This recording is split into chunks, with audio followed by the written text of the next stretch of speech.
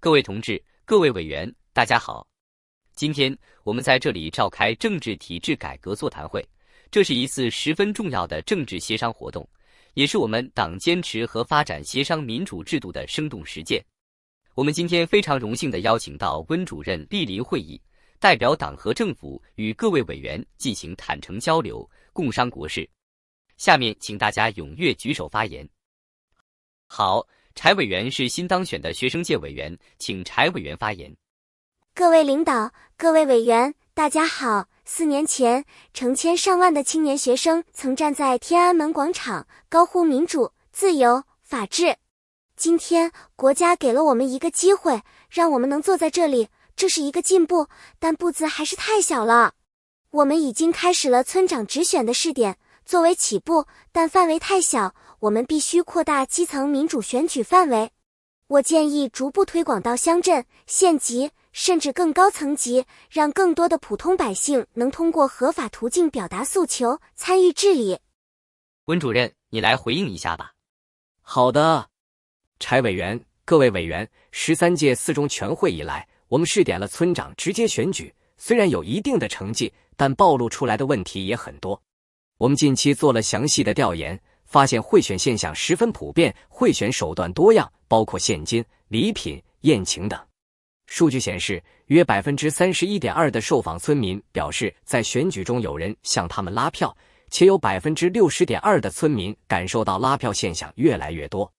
宗族势力在村长选举中扮演重要角色，在东南沿海和中南部分省份，超过一半的村长选举结果与宗族背景直接相关。一些村庄连续多届村长由同一家族成员担任，形成了事实上的家族世袭，部分地区甚至出现黑恶势力利用暴力、威胁等手段操控选举的情况。有些地方败选方对选举结果不服，群访、上访事件频发，甚至煽动村民闹事，发生暴力冲突。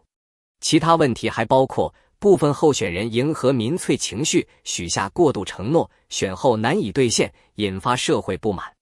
一些当选者缺乏必要的治理能力，导致村务管理混乱，甚至出现新的腐败问题等等。详细的调研报告已经分发给各位委员了。这些问题如果不能得到解决，盲目扩大直选范围，有可能引起更大范围的混乱，对于我们当前正在如火如荼进行的各项改革事业都是非常不利的。所以中央对此也进行了讨论，决定暂缓扩大试点范围，希望首先对这些乱象进行治理，为后续扩大试点打好坚实的基础。希望各位委员能够理解目前的困境，更希望大家为治理这些乱象建言献策，谢谢大家。温主任，你们话说的冠冕堂皇，恐怕只是缓兵之计吧？柴委员，中央政治体制改革的决心是不容置疑的，但是我们绝不能仅凭一腔热血，我们必须要脚踏实地。我建议柴委员下次可以跟我们的调研组一起去基层看看实际情况，相信你就不会再质疑我们的说法了。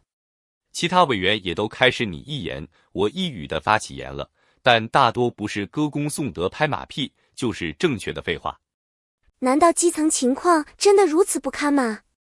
柴同学的一腔热血被浇了一盆冷水，但到底是对方在打太极，还是自己真的不了解基层？